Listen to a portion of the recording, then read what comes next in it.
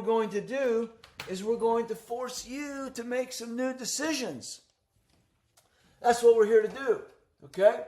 So the bottom line is this. The number one thing for you to assess is what is your current hourly value. Current hourly value, everybody knows? That's a number you need to understand.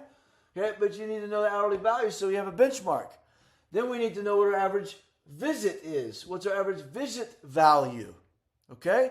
In a future profit practice report, I'm going to go over the levers to attack these two things. Today, your homework is to know what they are. And then to decide what do you need them to be in order for you to achieve your goals. So watch this.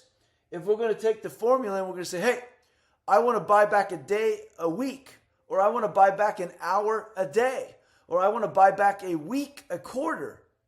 So you're going to take that week, that hourly value of that time, and you're going to then throw it back into the average of the rest of the time. You understand? So we're going to remove this, and then we're going to reallocate it across this. So we take 4 days down into 3 days. We elevate the value to 3 days. So now we know what our hourly value needs to become. The next point is the average visit. Now this is going to be the truth teller. Everybody says, oh, I do comprehensive dentistry. And then you say, well, my hourly value is this and my average visit is that. I say, oh, it's not very comprehensive, is it? So our average visit is going to be impacted by 5 key things. Number 1, consolidating more treatment into fewer visits, right? Consolidating more units of time into fewer appointments. So for example, we don't say arbitrarily an hour for this or an hour for that. We say, no, 3 units for this and 4 units for that. 5 units for this. We're more accurate, okay? It's very important. More accurate in how we consolidate time. We also schedule top down, leaving no gaps in between. We also maximize the primary column and the secondary assistant column. These are all common sense things if you've been following me for a long time and you're part of our DST family. The next thing we're going to do is we're going to commit to bundling. I cannot ever do single units, multi, onesie, twosie units, maybe even quadrant. I can only do things in a certain bundle or size. And if a patient only needs a limited number of things, well then, that's fine.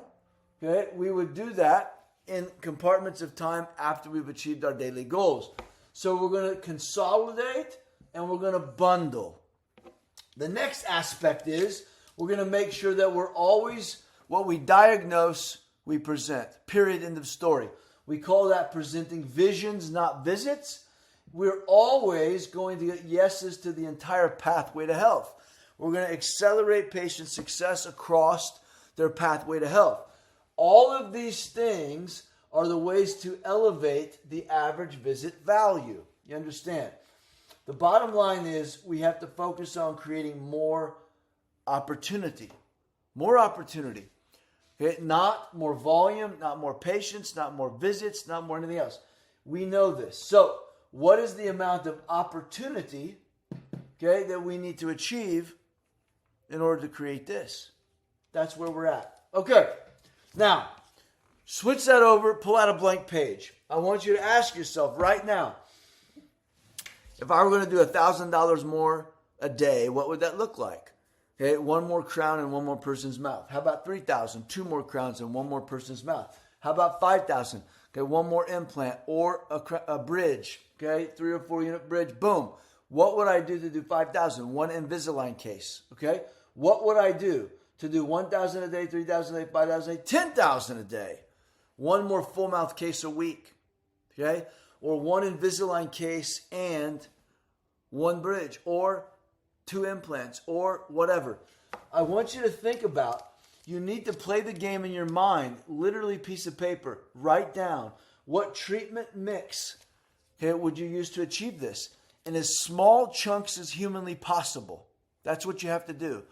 And then once you do that, what you're doing with this triangle here, factual data, what do you need it to become to achieve other side of board? And then here's the strategy, here's the opportunity. Once you achieve this vision, you can now go to your team and say, hey team, look, here's what we missed on this patient. or here's what we should have presented this patient, or here's where we need to update our photographs, improve our engagement on scans. All the dentistry can be found. Okay, what is this? That's $1 million. That's $2 million. Okay, this is more than $500,000. This is $250,000. So we can get big swings in our annual goals if we think about individual patient impact. That's what we're after here. Okay? Now, success. How to set yourself up for success. Number one, what new decisions do I need to make about my future and about my dentistry? Number two, okay, what is the math of my schedule? In order to make sure that I'm able to achieve the goals I desire, I have to have a successful math formula. And number three, what are the actions of my practice, my clinical philosophy, my patient education, my team leadership? What are the actions that are going to create the opportunity to move back into the math that reinforce the decisions? This is very important. And I'm doing this intentionally right now so you can expand your mind. You can elevate your goals and your expectations going into 2026. I will finish with the most important thing. Okay? None of this will happen. None of it. Okay? Because even though I'm telling you, it's probably stuff you've already thought of and know, but none of it will happen unless you have the most important thing. The one thing that makes all this possible is you have to have enough reasons why. You have to have driving motivation. If you don't have a big enough why, if you don't have a driving motivation, all of this is going to be elusive because you're going to be like water and your production is going to fill your schedule and you're going to keep working in that glass ceiling, that small little compartment. You're going to keep going back to the limits of time, people, and space. But once you have enough reasons why, once you have driving motivation, you're going to start playing with the unlimited. Okay? You're going to start playing in the possibility realms. And here's the thing I want you to decide right now, this month, today, okay? I want you to have a purpose, okay, for the money. Okay, so here's the two final questions. When you have more time in your life, daily, weekly, monthly, quarterly, what would you do with it? Make that list right now. When you have more money, more profit, more prosperity, more cash flow in your life, daily, weekly, monthly, quarterly, where will it go? Where will you allocate it? Where will you invest your time? And where will you invest your money? Okay, where will you proportion and direct and allocate your time? Where will you portion and direct and allocate your money?